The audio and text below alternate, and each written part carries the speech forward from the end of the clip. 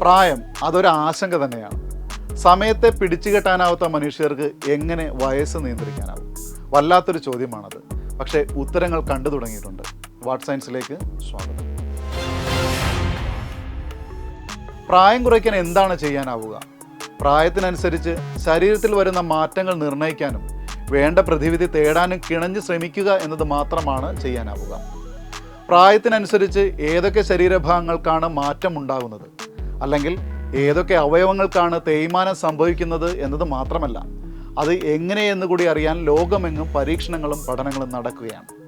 ഈ പഠനങ്ങളിലൂടെ പ്രായാധിക്യം തടയാൻ കഴിഞ്ഞാൽ അതിനപ്പുറം എന്ത് ശാസ്ത്ര നേട്ടമാണ് വേണ്ടത്? ഇത്തരം പഠനങ്ങളിൽ പലതും ഇപ്പോൾ ചെന്ന് നിൽക്കുന്നത് രക്തപരിശോധനയിലാണ്. അമേരിക്കയിലെ national centre for technology information 3 വർഷം മുമ്പ് ഒരു പഠനം പ്രസിദ്ധീകരിച്ചിരുന്നു.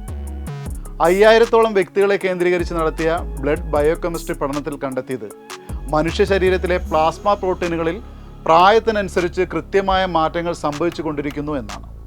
പ്ലാസ്മ പ്രോട്ടീനുകളെ അല്ലെങ്കിൽ പ്രോട്ടിയോമുകളെക്കുറിച്ചുള്ള പഠനം നേരത്തെ തന്നെ പലതരത്തിലുള്ള അസുഖങ്ങളെക്കുറിച്ച് സൂചന നൽകിയിരുന്നു.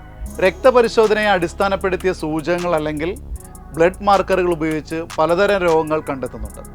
ഉദാഹരണത്തിന്, ഓരോ തരത്തിലുള്ള അർബുദത്തിനും ഓരോ രക്തമാർക്കറുകൾ ഇന്ന് വൈദ്യശാസ്ത്രം ഉപയോഗിക്കുന്നുണ്ട്. ഇതിന് കാരണമായി പറയുന്നത് നമ്മുടെ അവയവങ്ങളിലെ കോശങ്ങളുടെ സാന്നിധ്യം രക്തത്തിലുണ്ടെന്ന് തന്നെയാണ്.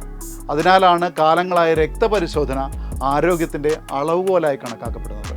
അങ്ങനെയാണെങ്കിൽ പ്രായത്തിൻ്റെ പരിമാണമായും രക്തപരിശോധനകളെ കണക്കാക്കാം. പല കാലങ്ങളായി നടത്തിയ പഠനങ്ങളിൽ ചില കൗതുകകരമായ നിഗമനങ്ങളുമുണ്ട്. പ്രായം ചെല്ലുന്തോറും സ്ത്രീകളുടെ പ്രോട്ടീനുകളേക്കാൾ പുരുഷന്മാരുടെ പ്ലാസ്മ പ്രോട്ടീനുകൾക്കാണ് മാറ്റം സംഭവിക്കുന്നത്. അതുകൊണ്ടാണ് സ്ത്രീകൾ കൂടുതൽ കാലം ജീവിക്കുന്നതെന്ന പ്രാഥമിക നിഗമനത്തിലാണ് ഗവേഷകർ എത്തിയിരിക്കുന്നത്. മറ്റൊന്ന് ജനിതക ബന്ധമാണ്. ജീനുകൾ പ്രായത്തെ സ്വാധീനിക്കുന്നുണ്ടെന്നും കണ്ടെത്തിയിട്ടുണ്ട്. ഈ ജീനുകളിൽ മറവി രോഗം, ഡൗൺ സിൻഡ്രോം, ഹൃദ്രോഗങ്ങൾ തുടങ്ങി പാരമ്പര്യമായി കൈമാറപ്പെടുന്ന രോഗങ്ങളുണ്ട്. ഇവ ആയുസ്സിനെ ബാധിക്കുന്നു. മൂന്നാമത്തെ നിഗമനം ഈ പ്രോട്ടീനുകളുടെ മാറ്റം തരംഗങ്ങളായിട്ടാണ് എന്നതാണ്. 40 വയസ്സ് കഴിയുമ്പോഴാണ് ഒന്ന്. അടുത്ത 2 മാറ്റങ്ങളുടെയും തരംഗങ്ങൾ ഉണ്ടാകുന്നത് 70 വയസ്സ് കഴിയുമ്പോഴും 80 വയസ്സ് കഴിയുമ്പോഴുമാണ്. രോഗങ്ങൾ ഉണ്ടാകുന്നതും ഈ മാറ്റങ്ങളുടെ സ്വാധീനത്തിലാണ്. ഓരോ വ്യക്തിയിലും ഈ പ്രോട്ടീനുകളും ജീനുകളും മാറ്റങ്ങളുമെല്ലാം വ്യത്യസ്തമാണ്. ഇനിയാണ് സസ്പെൻസ്. എലികളിൽ നടത്തിയ പഠനം പറയുന്നത് കരൾ, ഹൃദയം, ആഗ്നേയഗ്രന്ഥി, വൃക്കകൾ തുടങ്ങിയ ആന്തരിക അവയവങ്ങളെ പുതുക്കിയെടുത്ത് പ്രായം കുറയ്ക്കാൻ കഴിയുമെന്നാണ്.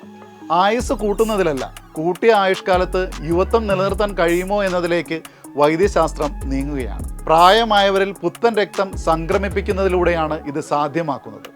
ഓരോ വ്യക്തിയുടെയും പ്രോട്ടീൻ ഘടന നിർണ്ണയിച്ച് ഇത് ചെയ്യാമത്രേ.